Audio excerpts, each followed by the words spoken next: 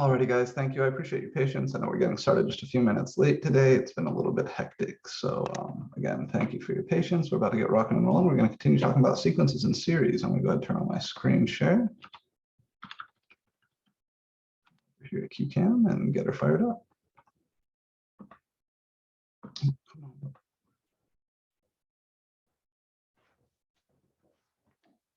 All right.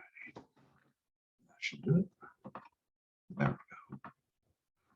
So last time we took a big step. We introduced infinite series. That is a huge step. So I want to recap those basic definitions in case anybody needs them to clarify, clean up whatever their notes. We're going to begin there. This is, of course, MAC2312, section 004. It's a lecture, and today is the 4th.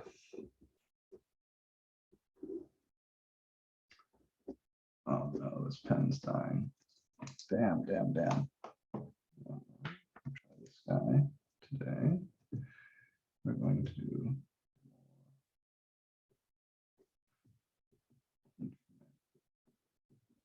series. Okay. So last time, if you missed Tuesday's lecture, you need to go back and watch it. Last time we introduced the sigma summation notation.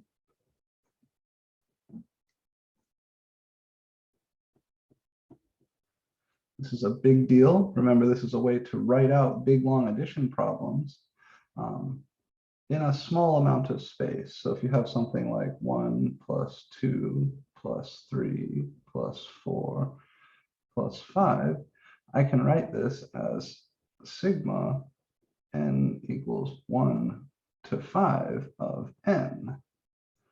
Or if I had 1 over 2 plus 1 over 3 plus 1 over 4 plus 1 over 5. Notice this one starts with the denominator 2.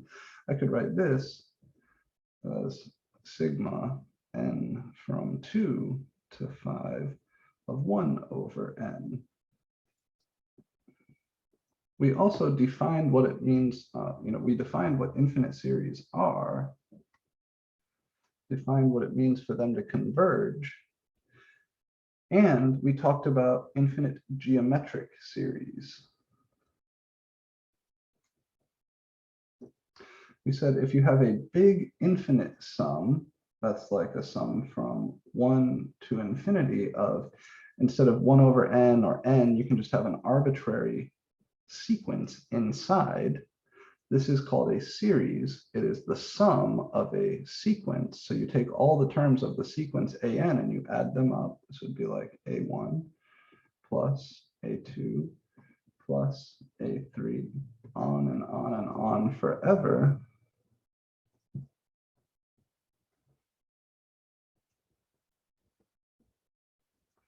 That this thing, we have a challenge just in terms of defining it.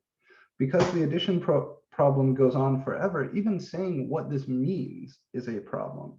And we said that this is defined to be very much analogous with the way we defined an improper integral of type 1. This is defined to be, well, the thing we're trying to define is this. And we said that by definition, this is equal to the limit as capital N goes to infinity of sigma little n from 1 to capital N of an. This piece right here we call S sub capital N, is called the nth partial sum.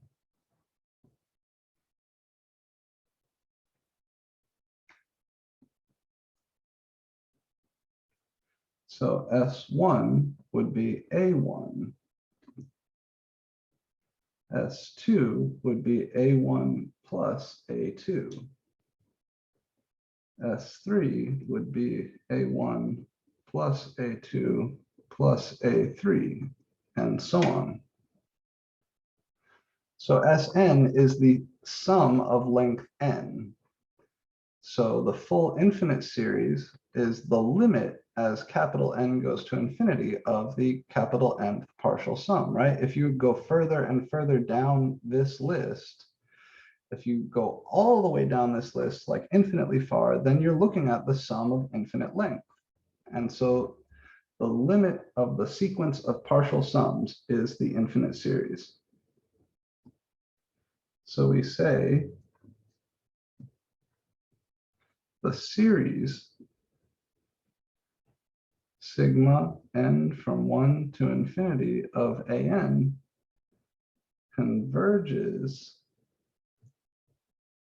if the limit as capital N goes to infinity of S sub capital N exists and is finite. The value of this limit is the value of this sum if it exists and is finite. If the limit as capital N goes to infinity of S sub capital N either does not exist or is not finite, then we say that the series sigma n from 1 to infinity of an diverges. Right, so this is all stuff that we talked about yesterday. We gave all these definitions and we looked at why this is a reasonable way to define the infinite series. Again, if you missed any of this, you need to go back and rewatch Tuesday's lecture. You need to watch it carefully and take really good notes. That is the foundational lecture for everything we're doing with infinite series.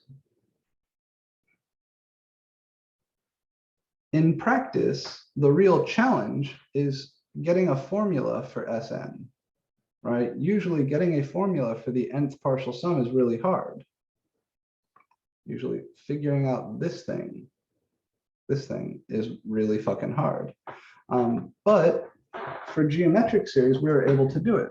So the convergence result for geometric series, we were able to cook up. I'm not going to go through the proof again.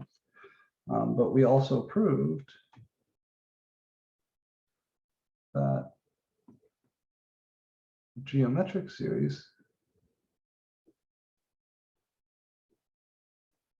which are things of the form sigma n from 0 to infinity a naught times r to the n. So it's the sum sigma of a geometric sequence. You take a geometric sequence and form a series out of it.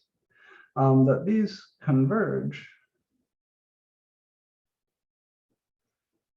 if the absolute value of r is strictly less than 1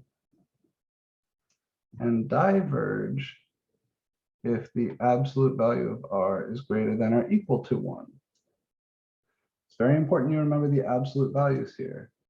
And if absolute value of r is strictly less than 1, then the sum of the infinite geometric series will converge. If it starts at 0, then it will converge to a naught over 1 minus r.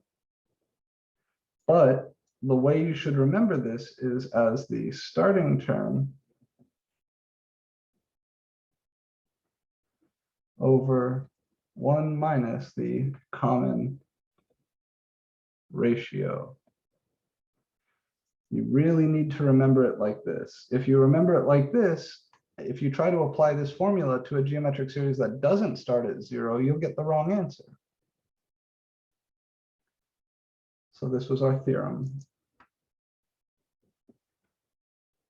that we ended with last time. I want to start today by looking at some more examples. We looked at 1 or 2 examples where we were able to work with things directly. I want to look at more examples today. So here's the first bit of new information right here. We're going to start with a fresh example. I want to investigate the convergence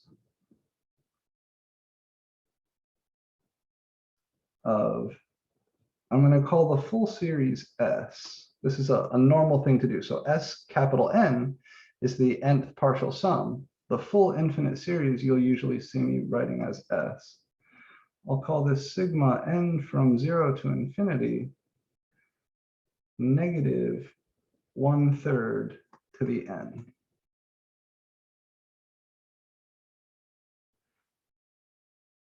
Just to be clear, it's always wise to write out the first few terms. So if I start writing the series out, this is negative 1/3 to the 0 plus negative 1/3 to the 1 plus negative 1/3 to the 2 plus negative 1/3 to the 3, and so on forever, which is 1 minus 1/3 plus 1/9 minus 1/27 plus the next term would have been 1/81, and it keeps going like that forever. What we notice is that this is a geometric series. This series right here has this shape. It looks like this, right? Sum n from 0 to infinity, some constant, in this case, the constant here is 1, times some number to the n, times negative 1/3 to the n. So I would say this series is geometric with starting term, the starting term here, colors, the starting term is whatever the first term of the series is when you write it out long ways like this. The starting term 1 and common ratio. What is the common ratio R here? Is it negative 1/3? It is. So if I want to know whether or not this series converges, what do I need to check? If R is less than or greater than 1? Be real careful. It's not R Absolute value. Yeah, the absolute value of R. Oh, yeah. So here, the absolute value of R is the absolute value of negative 1/3, which is positive 1/3, and that is less than 1. So the series S converges. Yay, it's a convergent series. Isn't that easy? So for a geometric series, if you want to know whether the thing converges or not, you just have to check the size or the absolute value of the common ratio. If that turns out to be less than 1, then your series converges. It only works for geometric series. So first you have to check that this thing is a geometric series. Moreover, the sum or value of the series is, we would say S equals, because this series does converge, it has a value, and that value is the starting term over 1 minus the common ratio. See, I'm using this formula up here, starting term over 1 minus the common ratio. And I could have used this formula here, right? Either one works fine, because this series does start at 0. But the next example I'm going to do, this version would not work. You would need to use this version. All right. So I can come down here and clean this up. This is 1 over 1 plus 1/3. 1 plus 1/3, well, that's 4/3. So this is 1 over 4/3, which is 3/4. And I just want to illustrate that we can kind of get a feel for this by computing some partial sums. So I'll give you a second to write, and then I'm going to come back and compute some partial sums.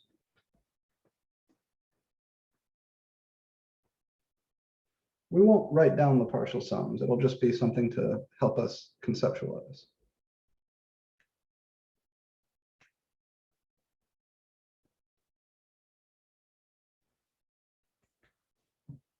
All right, are we ready?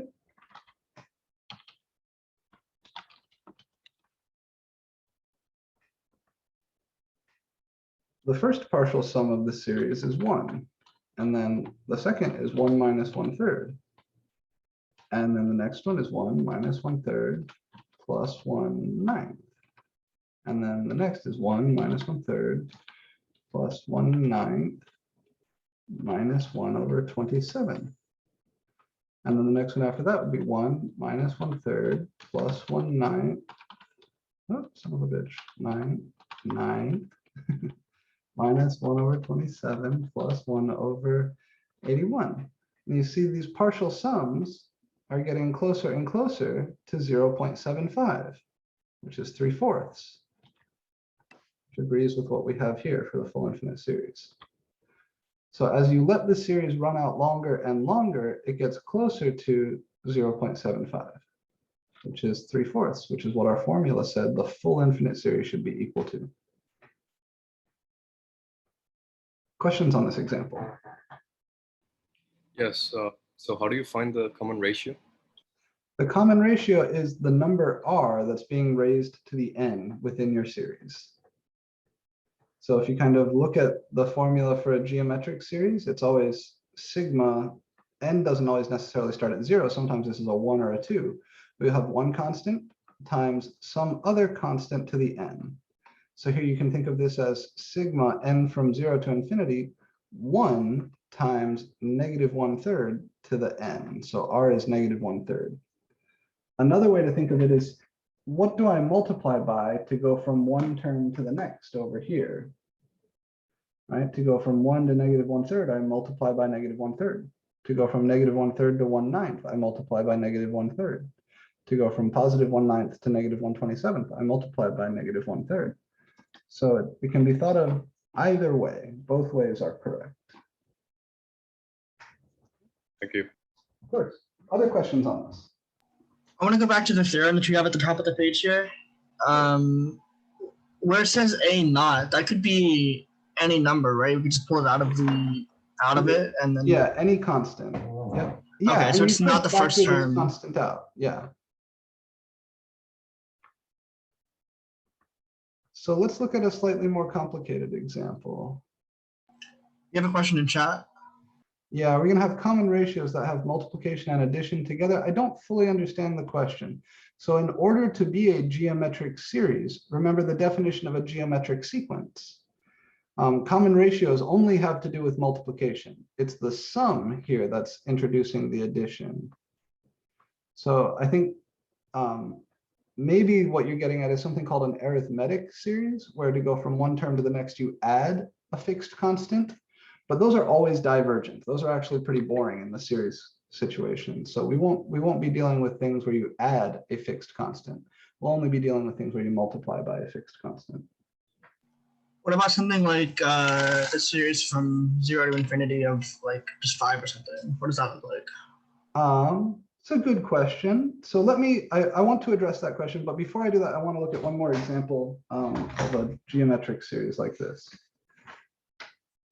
So give me just one moment. We will do something like that, and it's going to be a hint towards a later theorem. I'm going to switch to a different color here because I'm struggling to find a good pen. Can you guys read this orange okay? Yeah, it's good. All right. So let's do the same thing. Investigate the convergence of the series S equals sigma n from 2 to infinity 3 times, how about 1/5 to the n like this.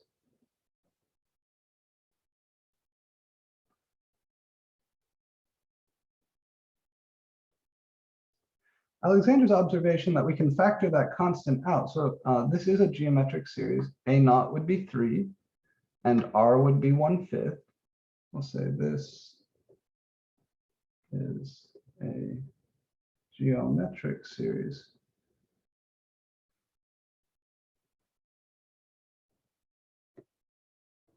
With a naught equal to 3 and r equal to 1/5. And if we write out the first few terms of the series, this is 3 times, now the first term here isn't going to be 1/5 to the 0, it's 1/5 to the 2 because n starts at 2. So 3 times 1/5 squared plus 3 times 1/5 cubed plus 3 times 1/5 to the 4, and so on.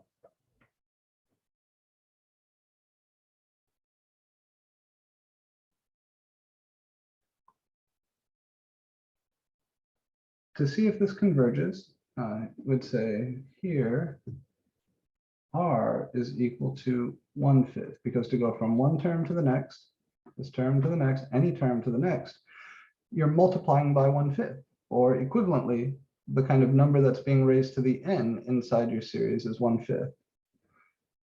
So the absolute value of r is the absolute value of 1/5, which is 1/5, which is less than 1. Hence, the series S converges.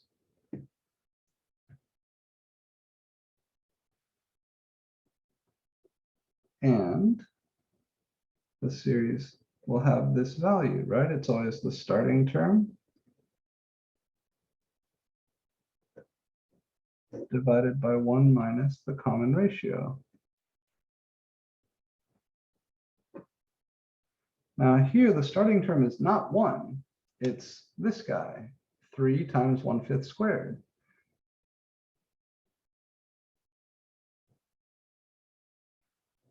And downstairs, 1 minus the common ratio, that's 1 minus 1/5.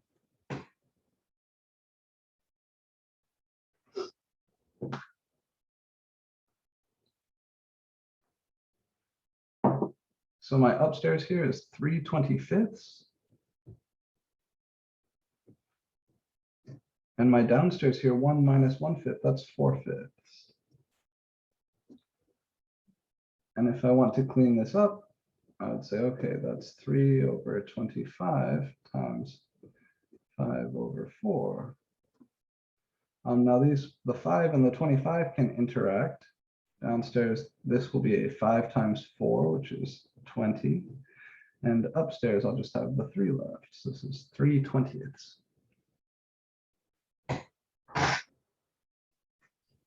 Wait a minute, hold on. I think you pulled a fast one on me. How did you get that power of 2 in that step?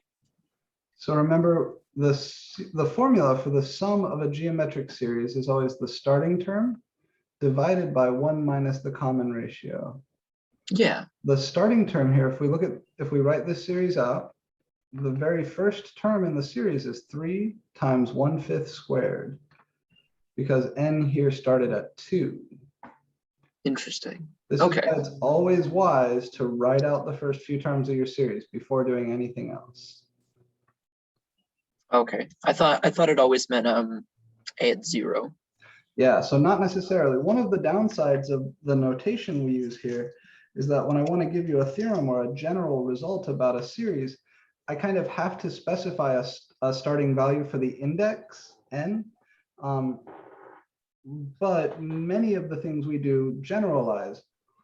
So that's why I try to give you this more general formula, right? That's what I was saying on the previous page, that the a naught over 1 minus r only works if the series starts at n equals 0. But many of these series do not start at n equals 0. And that's why we have this more general formula.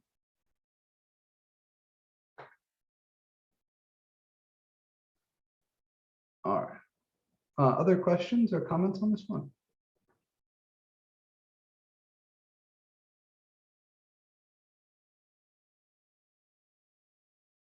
Why didn't we factor the 3 out? Why did we keep it in the entire time?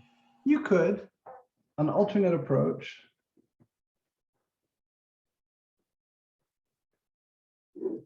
would be to say, okay, S is sigma n from 2 to infinity, 3 times 1/5 to the n, and we could bring the 3 out. We can say that's 3 times sigma n from 2 to infinity, 1/5 to the n. And I can say, all right, I'm going to forget about the 3 for now, just like we pop constants out of integrals and forget about them for a minute, and just focus on the sigma n from 2 to infinity, 1/5 to the n. This would be 3 times 1/5 squared plus 1/5 cubed plus 1/5 to the 4, and so on. And now I can focus just on this piece. This is geometric. Oh, so the common ratio won't change then. Right.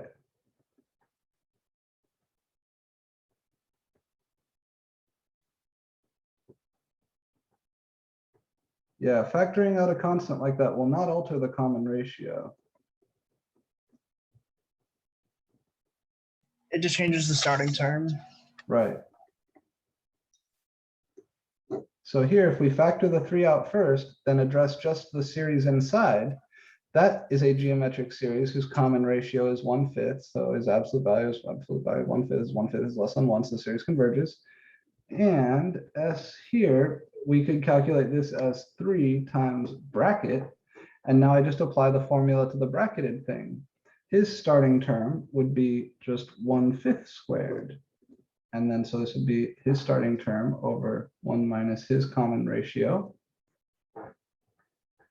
So the bracketed expression here is equal to the bracketed expression here.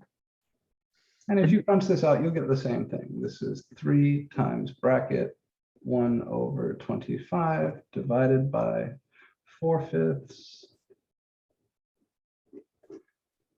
So that would be 3 times bracket 1/25 times 5/4, which would be 3 times bracket 1/25 times 5/4 is 1/20. And so again, you get the 3/20. Either approach is fine. Popping out the constant like that can be a really useful trick if you have a more complicated series, where in order to kind of focus on the shit that matters, you want to get the clutter out of the way. But the original series here wasn't terribly cluttered. It wasn't so hard to work with it in this form. So popping out the 3 I would consider optional here. But if you like to do that, you can, and this approach works fine. You just need to be careful about whose convergence you're arguing. So in this case, I'm arguing about the convergence of the stuff inside the bracket, and I apply my formula to the stuff inside the bracket. But either one is fine. And I think as you practice these, you'll sort of develop a preference and a taste that you like.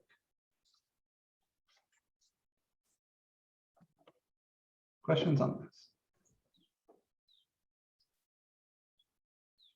All right. So let's return to the series that Alexander was asking about. What about sigma n from 1 to infinity of 5?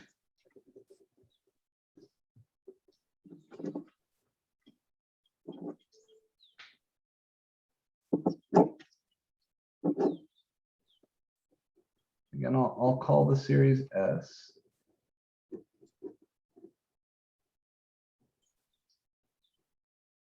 So this is just the sum of a constant. Again, always wise to write out the first few terms of the series to try and get a feel for what's going on. So if I write this out long form, what would that look like? Sigma 1 to infinity of 5. There's no n's in there, right?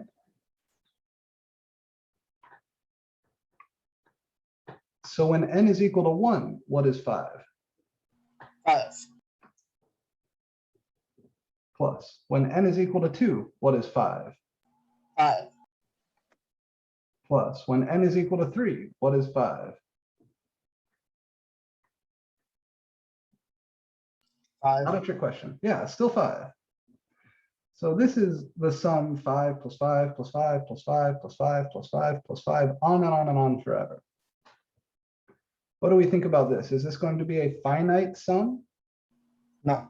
No, if I add 5 to itself infinitely many times, this is definitely going to diverge.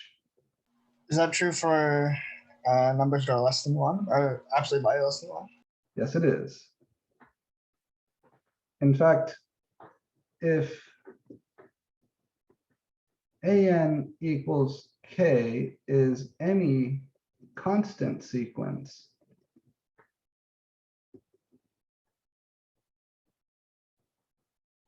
then sigma n from wherever, 1 to infinity of an, is sigma n from 1 or wherever of that constant k.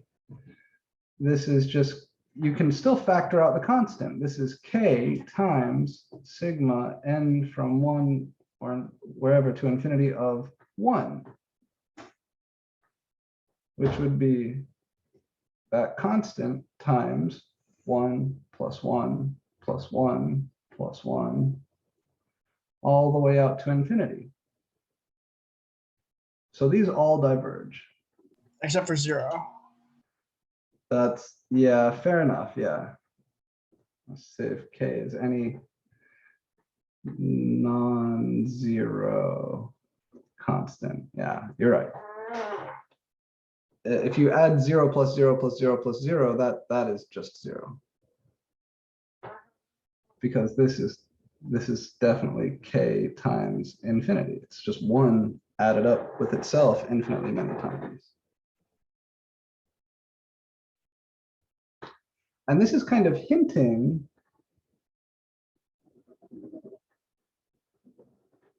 at a theorem. And I'd like you guys to think about it a little bit. If I'm going to add up infinitely many things and get a finite value out, then those things can't all be big, can they?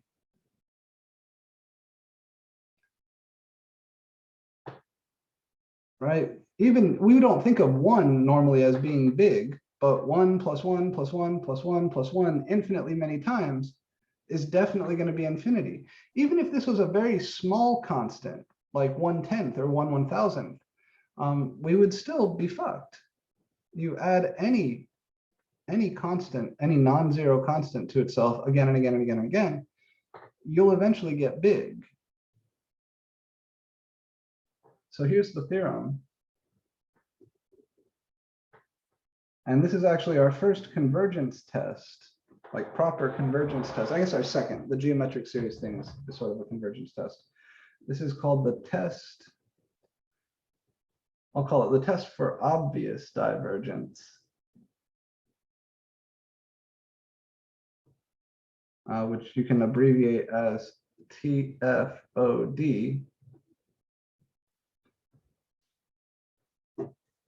Says if the limit as n goes to infinity of the ANs is anything other than 0,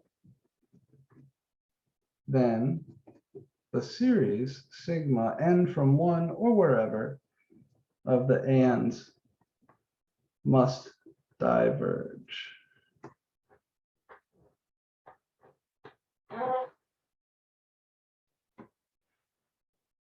In other words, for the series to even have a chance, the things you're adding up have to go to 0. What if they're flopping signs but getting larger? If they're getting larger, no good. If they're swapping signs and getting smaller, you can still converge. But if they're swapping signs and getting larger, or even swapping signs and staying the same size, we're in real trouble. So here's an example. Let's investigate the convergence of the series S equals sigma n from 0 to infinity of -1 to the n. There's a bunch of ways to approach this. You could say it's a geometric series whose common ratio is -1. And since -1 doesn't have an absolute value strictly less than 1, it must diverge. You could apply the test for obvious divergence. The limit as n goes to infinity of -1 to the n on its own is not 0. It doesn't exist. But first, let's apply the theorem, the TFOD. And this is how I want you guys to do this. Anytime you're using a convergence test, this is our first one, you have to tell me what convergence test you're using. So say like, TFOD, or when I get you the other convergence test, you'll start by saying, this is what I'm doing. The limit as n goes to infinity of the ANs here, what is AN? -1 To Not the just n. -1, but To the n. to the n. yeah, -1 to the n. AN is whatever is inside your series. And quick note, these are not equal to each other, right? The series is not equal to the limit. These are very different animals. This is a test that I'm running on this series. So this thing is totally independent of this thing. They're not equal to each other at all. It's just that this thing might inform me about the convergence of this thing. What is the limit as n goes to infinity of -1 to the n? Doesn't exist. Very good, right? This is just +1 -1, +1 -1, +1 -1, +1 -1, +1 -1. This motherfucker ain't getting closer and closer to anything. So this limit does not exist. Wait, is it +1 -1, or is it +1 -1? That's what I mean. Yeah, +1 -1, +1 This is -1. a series, sequence, not a series, right? Right. The AN itself. So yeah, you're right. I shouldn't say +1. I should say it's +1 -1, +1 -1, +1 -1. Those are the terms of this sequence that we're summing to make this series. But the limit of that sequence is DNE, which is very different than being 0. So the series diverges.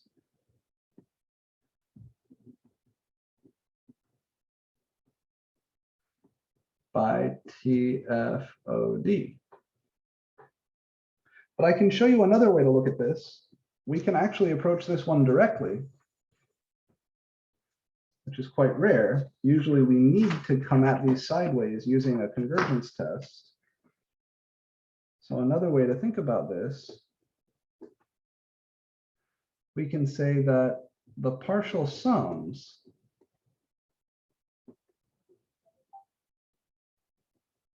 for that series S, we can write them out.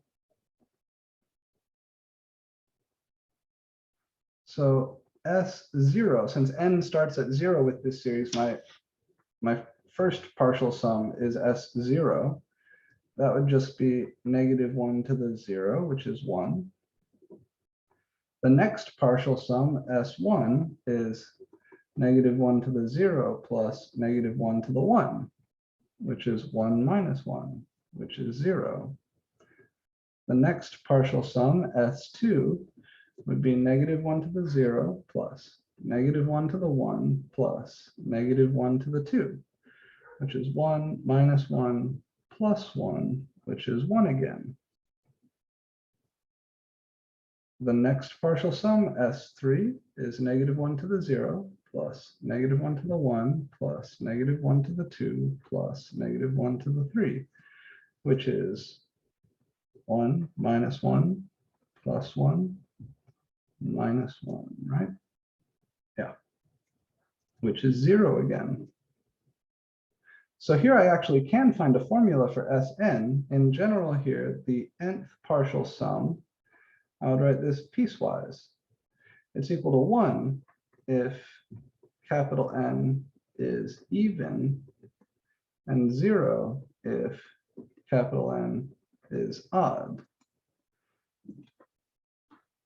So the sequence of partial sums does this blinking back and forth thing. So he doesn't have a limit. Therefore, lim n to infinity S sub capital N does not exist. So the series S diverges not only by TFOD, but by definition.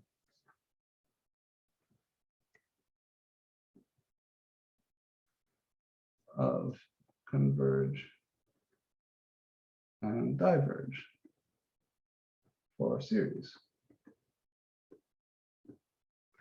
And that's the most direct way to attack this.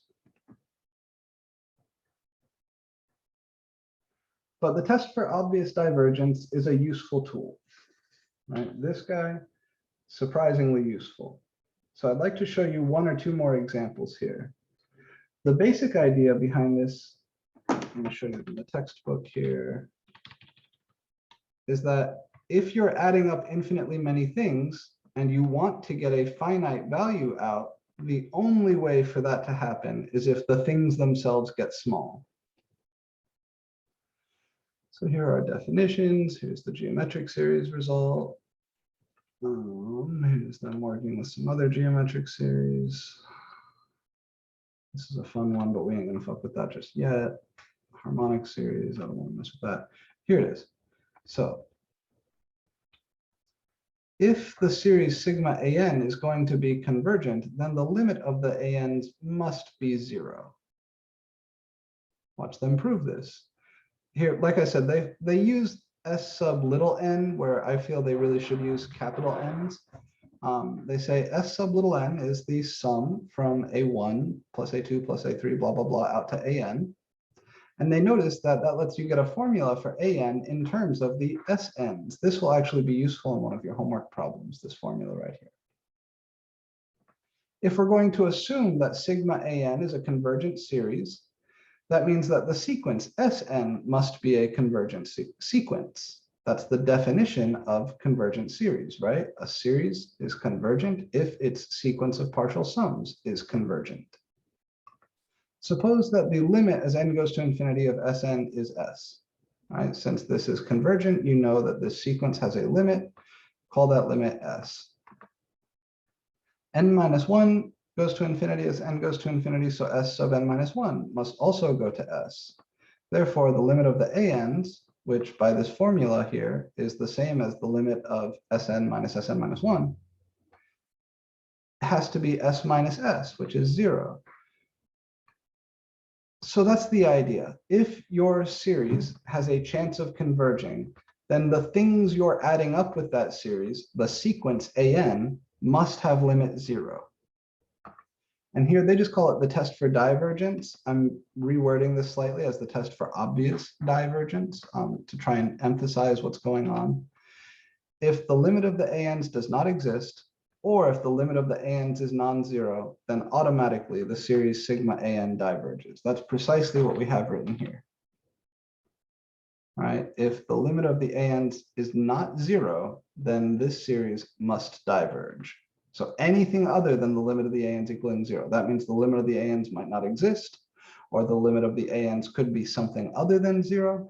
Anything other than this implies divergence of the infinite series sigma AN. And so this guy is a very simple example, right? AN here is -1 to the n, and the limit of the ANs is the limit of -1 to the n. That does not exist, which is different from being 0. Therefore, the series diverges. The other approach here, I hope, kind of sheds some light on what this series is doing. This series is just saying, I'm going to add 1, then subtract 1, then add 1, then subtract 1, then add 1, then subtract 1, then add 1, and then subtract 1. That series, the only things that could make sense for it are 1 and 0, right? Because every partial sum is either 1 or 0. But the partial sums aren't getting closer and closer to anything. The limit of the partial sums itself does not exist. So even by the definition of a convergent series, this series must diverge. The third way you could attack this series is as a geometric series. This is technically a geometric series, right? The common ratio is -1. The absolute value of -1 is +1, which is not strictly less than 1. So as a geometric series, this also diverges. So my last little comment here, note S equal sigma n from 0 to infinity -1 to the n can also be seen to diverge by thinking of it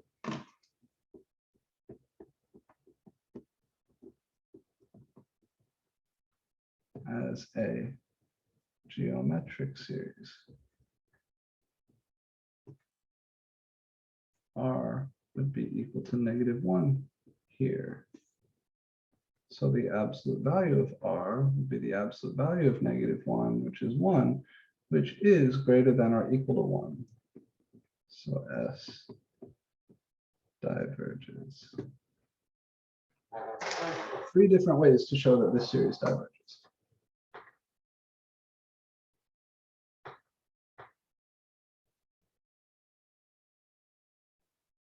Okay. There's a few other series I want to look at.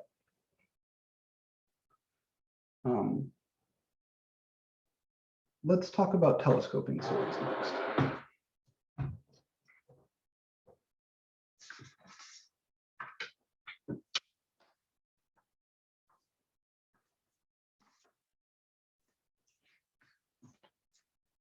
Partial fractions was something that we learned back when we talked about integrals.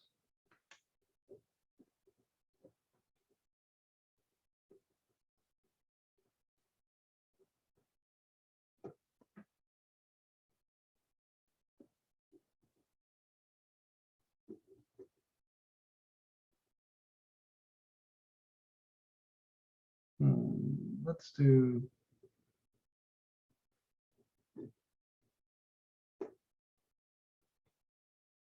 this. I'll call it S again.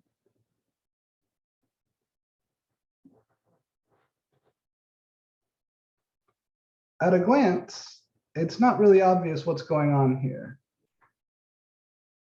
I could try writing out the first few terms of the series. When n is 1, this is 1/2, plus when n is 2, this is 1/4 plus 2 is 1/6. When n is 3, this is 1/9 plus 3 is 1/12. When n is 4, this is 1/16 plus 4 is 1/20. And it passes the test for obvious divergence. If you want to try TFOD here, the limit as n goes to infinity of the ANs is equal to the limit as n goes to infinity of 1/n² plus n. That's 1/infinity, which is 0. And we can't conclude anything from this.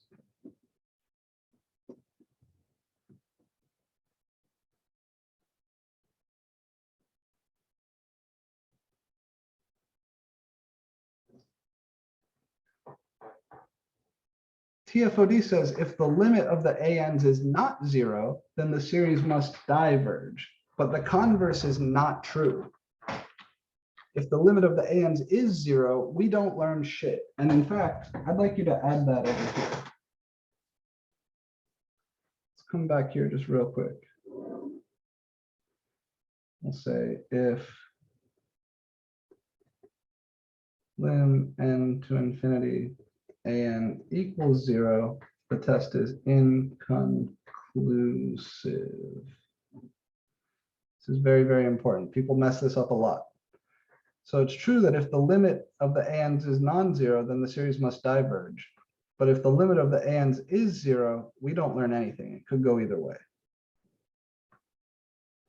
It's not a part of the theorem in the book, but I encourage you to think of it that way, because otherwise it's very possible to get confused. This series, though, is going to converge. We just don't learn it from this. So the test for obvious divergence is a weak tool. That's why I insert the O, obvious. If the ANs are non-zero, then it's obvious that the series is going to diverge. But if the limit of the ANs is 0, then it's not clear what's going to happen. The way we're going to handle this series is by factoring the bottom here doing partial fractions, and then writing out the partial sums.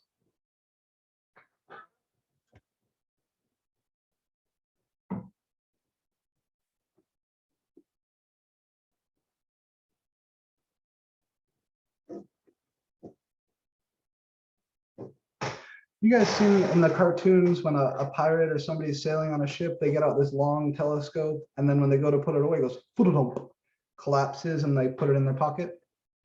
That foot-a-dump collapse is what we mean by telescoping. Collapse is like a telescope, like an old-fashioned telescope. We begin with partial fractions.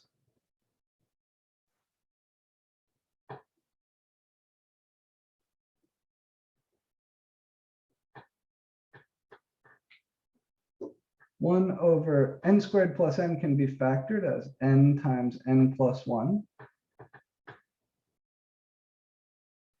I set this up as a over n plus b over n plus 1. I feel like this pen is dying too. My fucking pens are dying.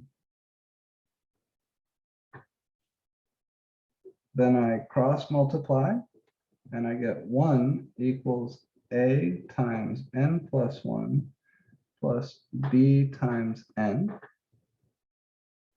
I evaluate this at n equals 0 to get 1 equals a times 0 plus 1 plus b times 0. In other words, 1 is equal to a.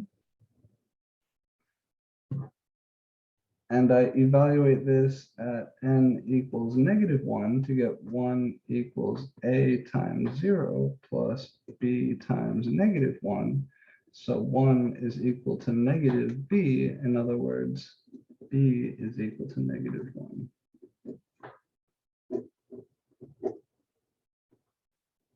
So 1 over n times n plus 1 is the same as 1 over n minus 1 over n plus 1.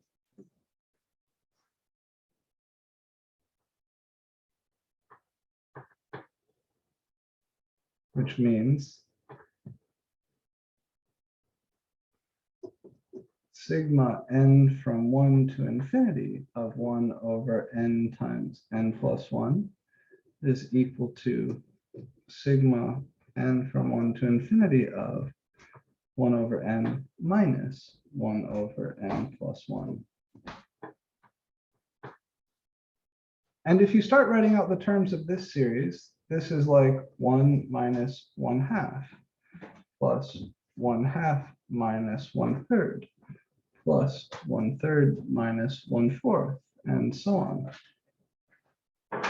And what you see is that these 1/2s, they're going to cancel. These 1/3s, they're going to cancel. The next thing in the dot dot dots would be some 1/4s. They're going to cancel. But to figure out exactly how this goes, we need to write it as a limit of its partial sums. So this is one of those problems that we can attack very similar to a type 1 improper integral. I write lim capital N to infinity. Sigma little n from 1 to capital N. 1 over n minus 1 over n plus 1.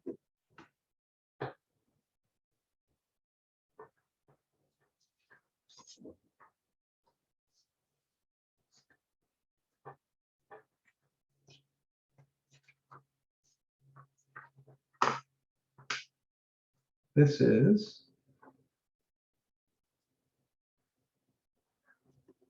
lim capital N to infinity. Now I'm going to write out this partial sum.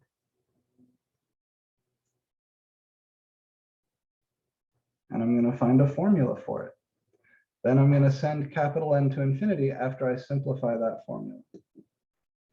So when little n is equal to 1, this is 1 minus 1/2 plus.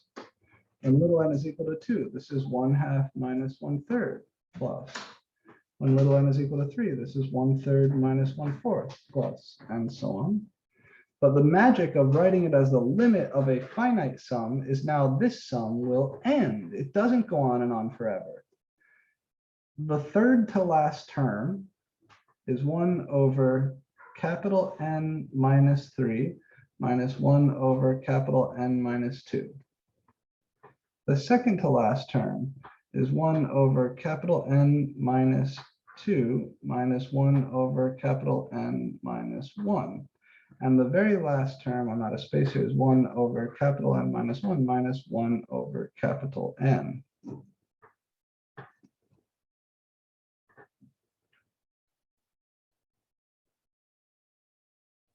Now let's simplify. This is, I have here equals lim cap n to infinity. Good notation, right? Don't get lazy. Write your limits, write your equal signs. Don't be sloppy. The 1/2 cancel. The 1/3 cancel. Does the 1/4 cancel with anything here? Yeah, the next term. Very good. The 1/4 cancels with the first piece of the first sum, or first summand inside the dot dot dots. So he gonna go 2. Look on the ass end. The 1 over n minus 2's cancel. The 1 over n minus 1's cancel. What about this guy? Cancels with the second sum end of the previous term. Very good. The second piece of the previous term is negative 1 over cap n minus 3. He's gonna go also. So what survives? The 1 and the minus 1 over n.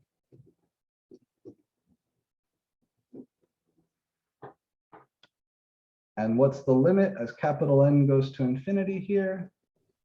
1. 1. So here we attack this directly. I use the definition and partial fractions. We did partial fractions to rewrite the original sum like this. Now, what is the definition of this big infinite series?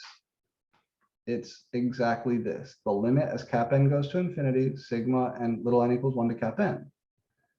This is by definition equal to this, which is by partial fractions equal to my original sum.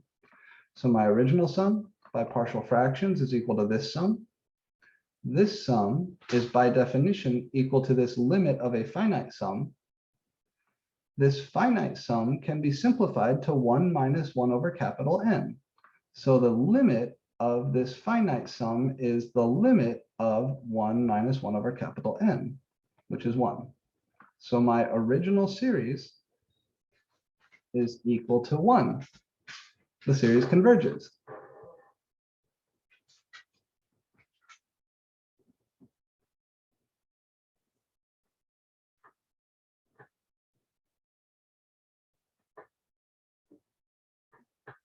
We'd say the series converges to 1, and we should say why. It's by definition. Right? We started by saying the definition.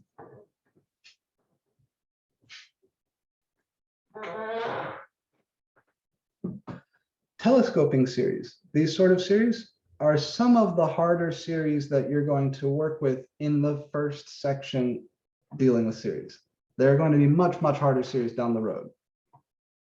But these are nice in that we can work with the definition to figure things out. That's very rare. Question. Sorry, Professor, I had a question. Yes, please. How did, when you canceled all the terms out in the, when you wrote out the sum, how did you get to 1 minus 1 over capital N and not 1 minus 1 over capital N plus 1? Oh, did I mess up? I might have messed up. Yeah, there's one more term here, isn't there? Yeah. Sorry. So our actual last term, I'm so sorry. This should be plus 1 over n minus 1 over n plus 1. You're 100% right. So this should go as well. This should be a plus 1. Thank you. Thank you. Okay, thank you. No, you're completely right. Yeah. How did you get those last terms? So what I'm doing is I'm writing out this sum. When little n is equal to 1, this thing is equal to this. When little n is equal to 2, this thing is equal to this. And I just keep going. When little n is equal to capital N, this thing is equal to this. So sometimes what people find helpful is to mark with these each of the values of the index that they correspond to.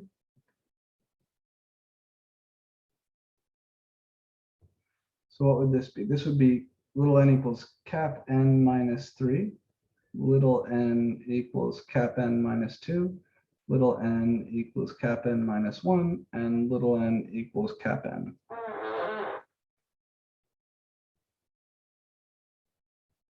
Oh, where'd you get the n minus 3, n minus 2, n minus 1? I'm plugging in for little n in this expression.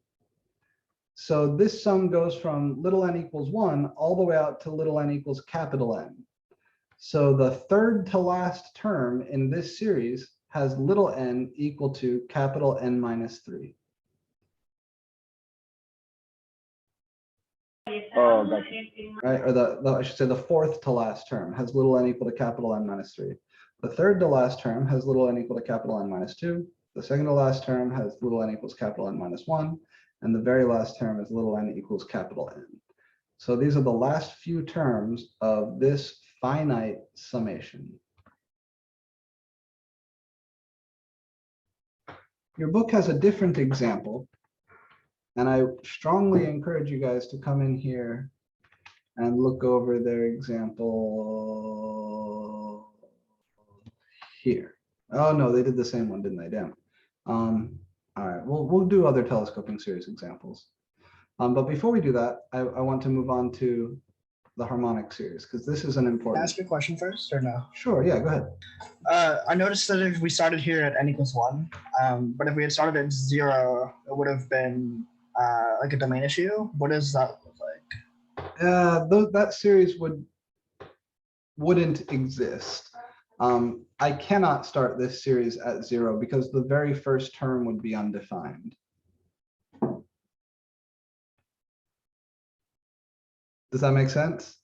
Yeah, it does. I just didn't know if there was some kind of workaround that we have with improper integrals. It would be nice, but because n here is only allowed to take on whole number values, I can't like sneak up on 0. I can't do that like limit from the right thing that we do with improper integrals. So there really is no analogy with type 2 improper integrals. There's only an analogy with type 1.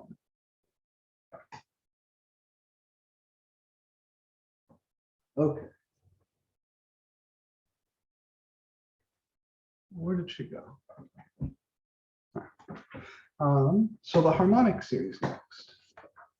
The harmonic series is neat because it provides a counterexample to this idea that the test for divergence might work both ways.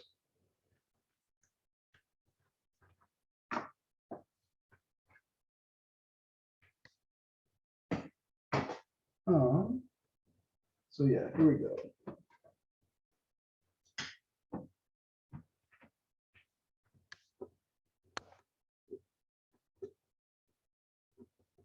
The series S equals sigma n from 1 to infinity 1 over n, which is 1 plus 1/2 plus 1/3 plus 1/4 and so on forever, is called the harmonic series. The term comes from music, harmony. If two tones played over each other sound nice, we call that a harmony. It turns out, and this was discovered by Pythagoras, that if you take a string, turn my camera back on, if you take a string and you divide it up into like halves, thirds, fourths, fifths, if you pluck the whole string and then you pluck a half string, a string half that length, those two tones will sound nice together. And so he called them harmonics. That's the first harmonic, the second harmonic, the third harmonic, and so on. So this is a sum built out of integer divisions, 1 over n, which we call the harmonic series. This series passes TFOD. Right? If we look at TFOD, the limit as n goes to infinity of the ANs here is the limit as n goes to infinity of 1 over n, which is 1 over infinity, which is 0. This is inconclusive.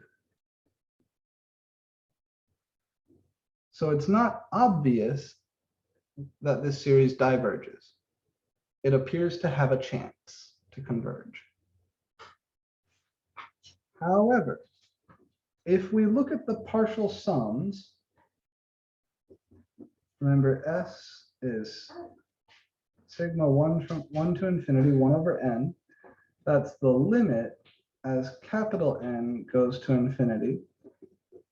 Sigma n from 1 to capital N of 1 over little n, which is limit n capital N to infinity of 1 plus 1/2 plus 1/3 plus 1/4.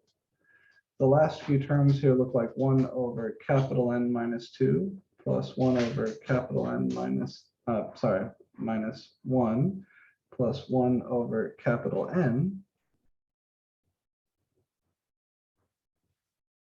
I can group these terms to show you that this thing actually gets quite large. So we'll do this the way they do it in the book. I'll look explicitly at these.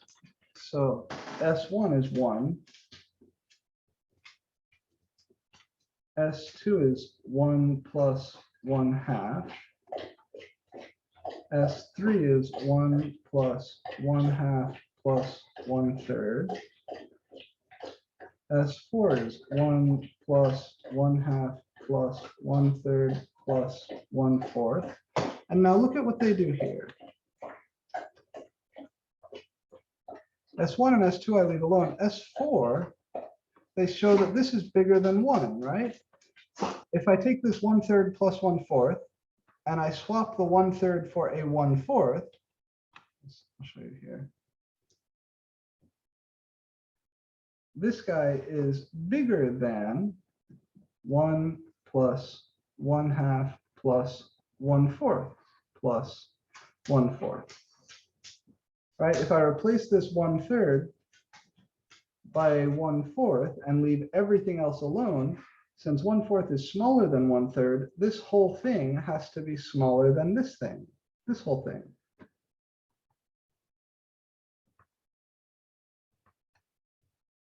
Yeah, he's back there making a slobbery mess. Sorry, where did you get that inequality from? So the underlined pieces give us the inequality. Notice that everything else is left alone between here and here, except for the underlined piece. I replaced this 1/3 by something a little bit smaller, 1/4. What is this though? This is 1 plus 1/2 plus 1/4 plus 1/4 is 1/2.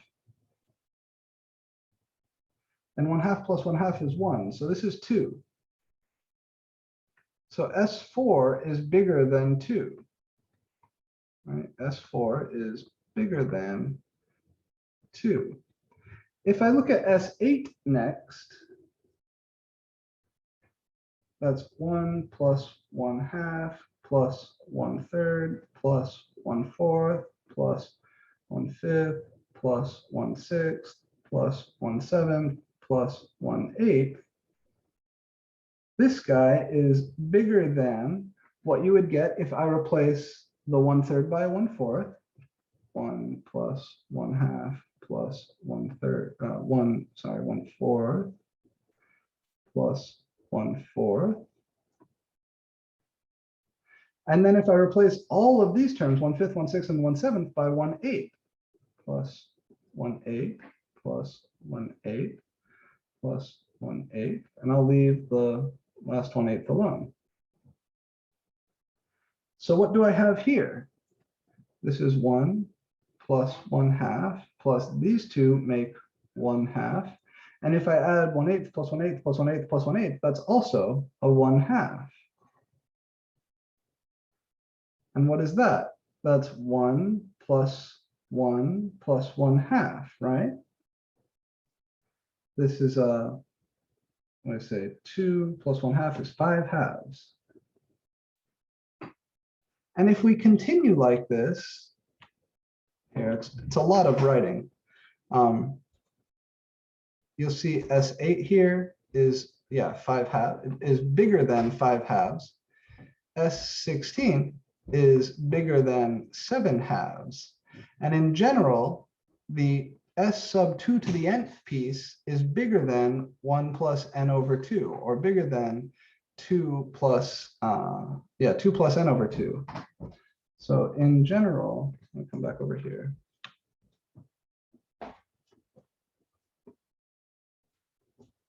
S sub 2 to the n is bigger than, say bigger than or equal to 2 plus n over 2.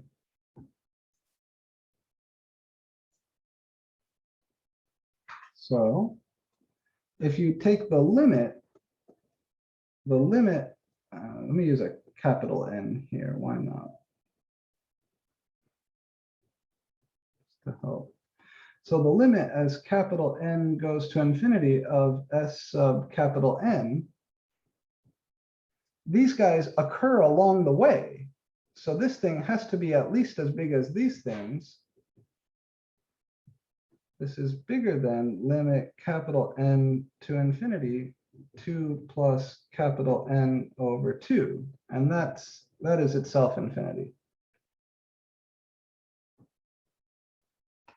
The real idea here is if you imagine writing out the full infinite sum for this series, you can group terms so that every so often you get another plus 1/2.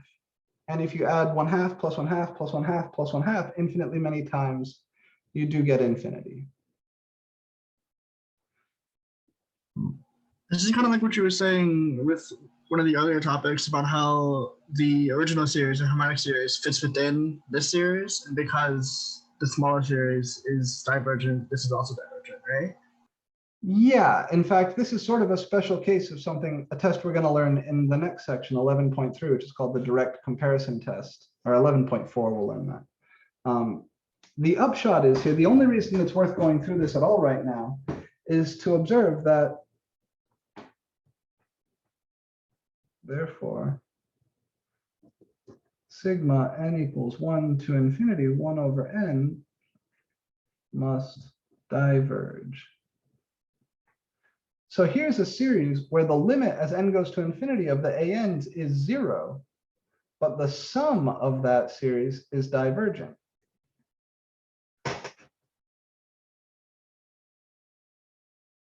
Cool stuff, right?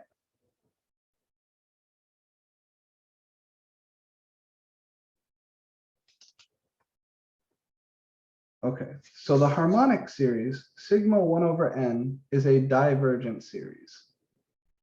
And this is kind of contrary to our intuition. You might hope that because the ANs are going to 0, sigma AN would converge, right? Because 1 over n goes to 0, you might hope that sigma 1 over n converges. What does this remind you of? What improper integral does that remind you of?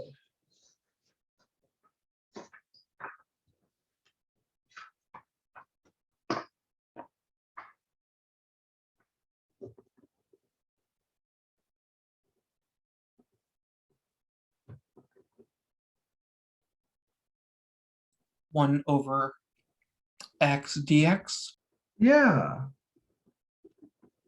where the from where it goes from 0 to infinity. or even just from 1 to infinity.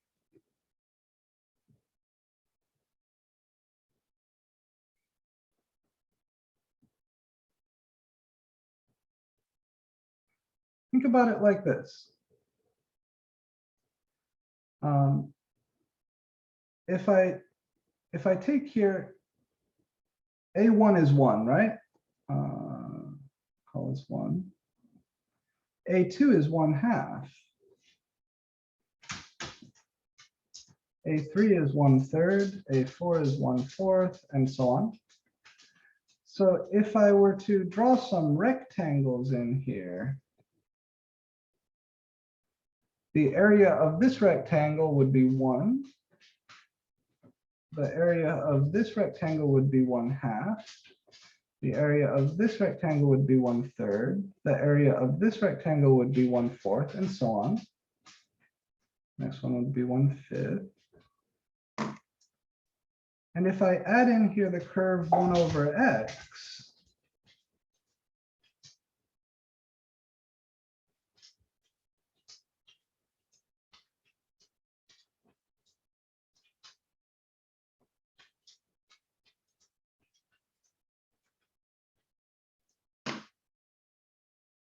the orange areas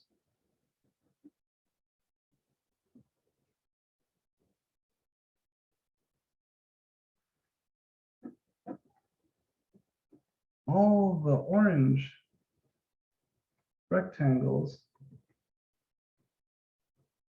area is equal to sigma n from 1 to infinity 1/n. Because the width is 1, the height is 1. This guy has area 1. The width is 1, the height is 1/2. This has area 1/2. The width is 1, the height is 1/3. This has area 1/3. So this area is 1 plus 1/2 plus 1/3 plus 1/4 plus 1/5. But by the picture,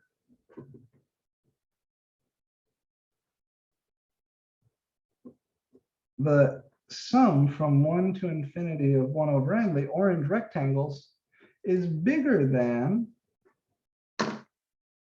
the integral from 1 to infinity of 1/x, which is the black area here.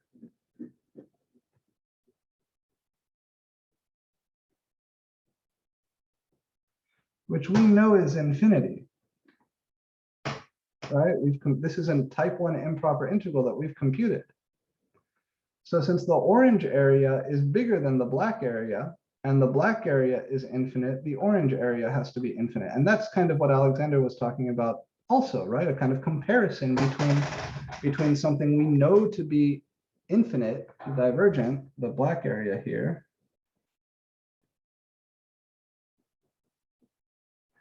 and the thing we're trying to work with. Therefore, the sum from n equals 1 to infinity of 1/n must diverge. A neat fact, if you take the little bit that this is bigger and the little bit that this is bigger, the little pieces that poke out above the black here, and add all of those up, you get something finite. And the value of that constant is called the Euler-Mascheroni constant. It's unknown. We don't know what it is exactly. We don't even know if it's a rational number or irrational, but we know it's finite, and we have an idea for how big it can be. It's around 1/2. But one of the big problems in my specialty area, number theory, is discovering whether or not the Euler-Mascheroni constant is rational or irrational. So How do we know it's finite? How do we know it's finite? There's a geometric argument that can show, like, if you take these pieces and rearrange them without shrinking them or stretching them or anything, you just like rigid rearrangements, you can show that it fits inside a square of finite size and therefore must be finite. If you want to learn more about that, first, we're going to talk a lot more about these sort of comparisons, like comparing a series to an integral later. That's 11.3. That's the next section, the first thing we're going to do back from break. But if you want to know more about this particular thing,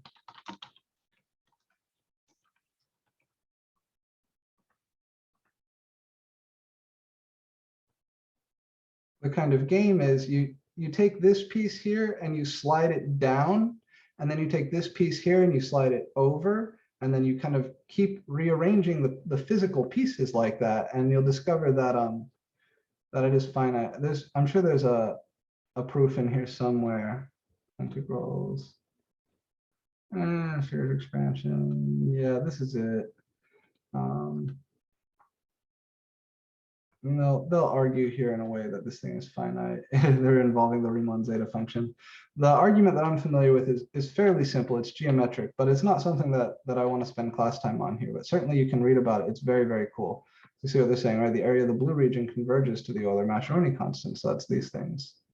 But it's just about, you just slide all these pieces over to the left and then kind of jumble them together in the right way, and you'll see that they all fit in a finite area. It's very, very cool. But we've got some other stuff to talk about. So the harmonic series diverges. We now know what telescoping series are, and we're familiar with the test for divergence. This red note here is very important, right? Just because the limit of the ANs is 0 does not mean the series is convergent. And this harmonic series is a counterexample. Yeah, we'll look at this. Oh, it's kind of boring. I want you guys to work that out on your own. So we're almost there. This theorem. Professor, Yes. I would just point you to the current time. Yeah, I know we're getting very, very close. So Gotcha. I'm not going to do a lab today. I'm going to let you guys go, but I am going to eat up just a few more minutes of your time, and then we'll be done. So the last thing I need to talk to you guys about is a theorem, and it says if sigma an and sigma bn, and this is a notation I'm going to start adopting. You know how I said earlier, there are a lot of things that are true regardless of where the series starts. So when I write this sigma an without an index down here, like n equals 0 to infinity, the top is always infinity, and the bottoms here can be whatever you want, as long as they're the same for these two series. If sigma an and sigma bn are both convergent infinite series with the same starting index,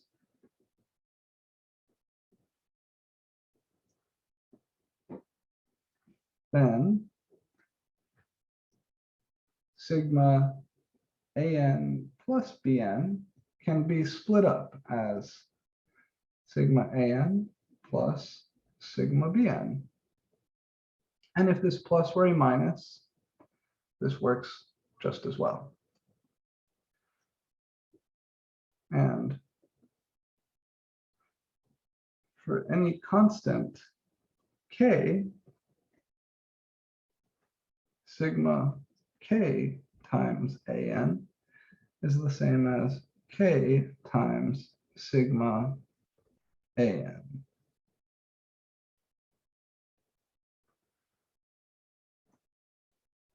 So just like for finite series, you can split up over addition and subtraction, and you can pop out constants. Now, an important note. If sigma an converges and sigma bn diverges, then sigma an plus sigma bn diverges. So if you add a convergent series to a divergent series, the result is a divergent series.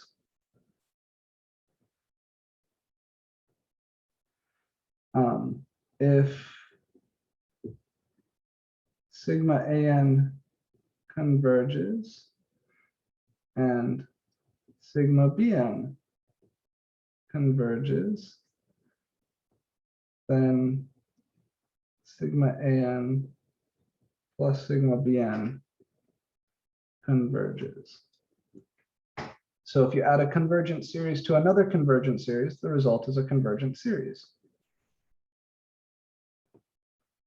The fun case here is if sigma an and sigma bn both diverge, then sigma an plus sigma bn may converge or may diverge. Could go either way. So if you add a convergent series to a divergent series, you get a divergent series. If you add a convergent series to a convergent series, you get a convergent series. But if you add two divergent series, the result could go either way. And I'd like you guys to try, and the very last thing before we go, try and come up with an example of two divergent series that you could add up to get a convergent series. Can anybody think of any such example?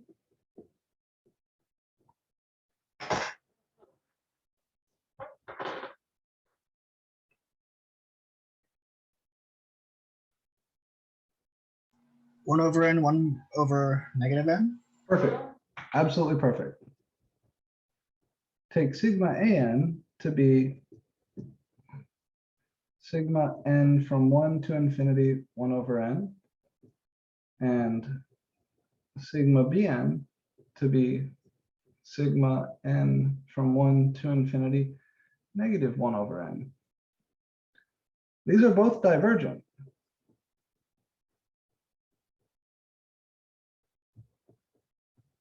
But if you add them,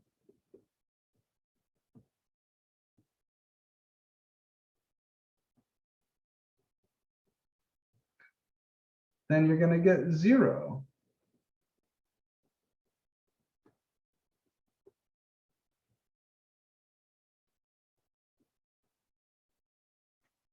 Which converges. I mean, it's trivial, right? The convergent series here, sigma 0, is boring, but yeah, this can totally happen. And the interesting thing is that it can happen in non-trivial ways too. They don't have to cancel perfectly. They just have to cancel enough. So this is a fairly easy to think of example. There are weirder ones, and I'll leave it at that. So let me take a quick look at the textbook, make sure there's not anything here that you're missing. What do you mean they have to cancel enough? So if you're going to have two divergent series add up to a convergent series, one of them is going to have to cancel out a lot of the terms from the other in order for the sum to converge. Right here, like you've got plus 1/2, minus 1/2, plus 1/3, minus 1/3, plus 1/4, minus 1/4. So these cancel perfectly. But if the 1/2 didn't cancel, then you would still get a convergent series. Just instead of sigma 0 here, you would have a 1/2 and then sigma 0. So the idea is, in order to add up two divergent series and get a convergent result, you need to subtract away an infinitely large chunk from an infinitely large chunk in order to get a finite chunk. Another way to say this, remember that infinity minus infinity is an indeterminate form. Sometimes it's 0, sometimes it's 5, sometimes it's -3, sometimes it's pi. This particular case, these two things cancel perfectly. Every term from here gets subtracted by a term from here. But it doesn't need to be quite that slick. In fact, if you made this -1 over 2n, that, let's see, would that still do the job? Maybe. I think it might not, because then you'd end up with -1 over 2n plus 1. Yeah, no. But there are ways to combine divergent series to get convergent series. And it's not always the obvious thing. It's not always that the second series just subtracts away every single piece of the first. As long as the second series subtracts away enough from the first, you may end up with a finite series. It's not something that you need to stress too much on. I just want you to be thinking about the possibilities. So that's it. That's all I'm going to give you guys for today. The last two lectures have been incredibly dense. Lots of theorems, lots of things for you to think about. And I want you to really think about these things over break. So what I'm going to do is I'm going to assign you some homework for break. I know you don't want that, but did I already put it out there? I got to remember if I already put it out there for you guys. It's not up yet, I just checked. It's not up. All right, yeah. So I am going to assign you guys some homework for break. It's going to be a mixture of 11.1 and 11.2 problems, so you can really digest what's going on with sequences and series. Please just work on it a little bit every day. I don't want you to spend one day, 10 hours to grind this out. I want you to spend like 30, 40 minutes every day on it. And then it won't feel shitty. It'll feel like a small part of your day, and you will really come away masters of this stuff. And that's what you need, because guys, what's coming is hard. Here's what's coming, right? Comparing series to integrals. We looked at a little bit of that today. There's going to be a whole section on it, and the theorems involved are fairly complicated. Would we be able to talk to you or get resources to try and help us out through the homework? Like Yes. if we're just genuinely stumped. Yep. So I'll be Okay. monitoring the Discord and my email over break. I won't be checking it every single day, but I'll do my best to look at the Discord at least every day. 11.3 and 11.4, we're going to do both of those sections the week we come back. And 11.3 is hard. 11.4 is hard. 11.5 and 11.6, these are, again, incredibly hard. 11.7, not hard in the sense that we introduce new stuff, but it's hard in the way that 7.5 has a lot of like mixtures of problems. And then when we get here, this is the real murder. So as hard as 11.3 through 11.7 are, 11.8, 11.9, and 11.10 are harder still.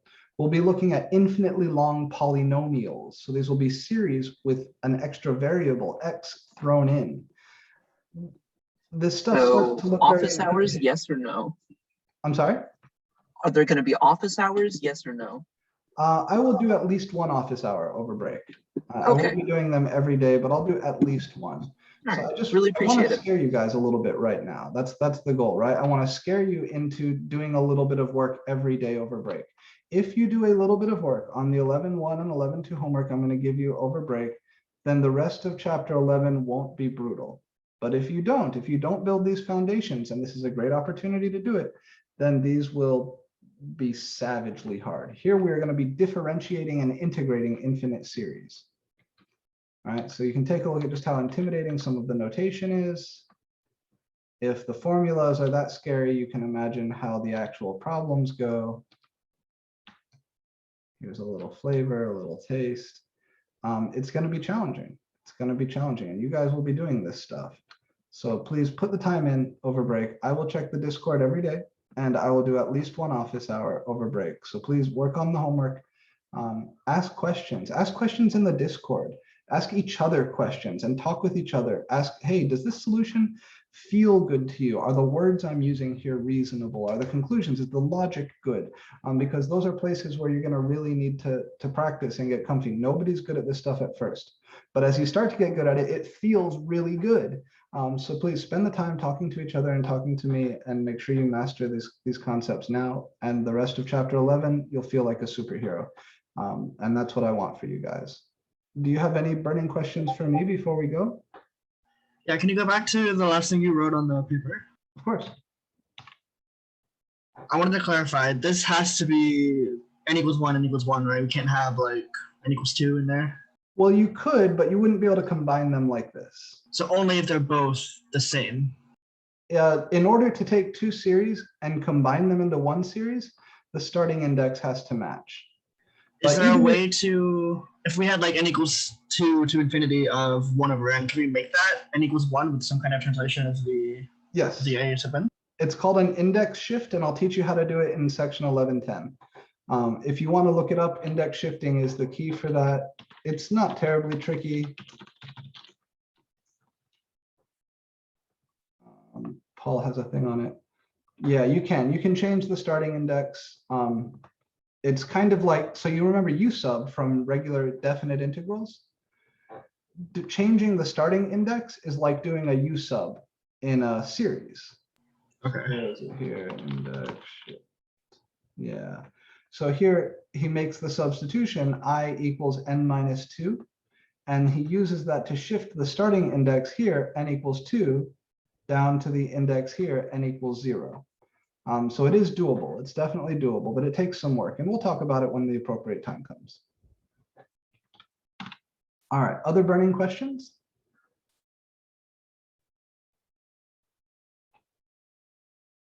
Okay, so do yourselves a favor. please read sections 11.1 and 11.2. I know that's not something we're used to doing in math classes, but you need to do it. Open up the book and actually read. And remember, to read math, it's not just your eyes, it's pencil and paper. So write things as you go. And then by the time you finish that, I'll have your homework up for spring break. Spend just 30-40 minutes a day on that homework, and you'll be in good shape when we come back to dive into convergence tests for infinite series. Last call for burning questions. Alrighty, guys, I hope you have a lovely rest of your day. Please enjoy your break. Don't forget to do some math, and I will see you all on the other side of spring break. Thanks, Great Professor. break, Professor.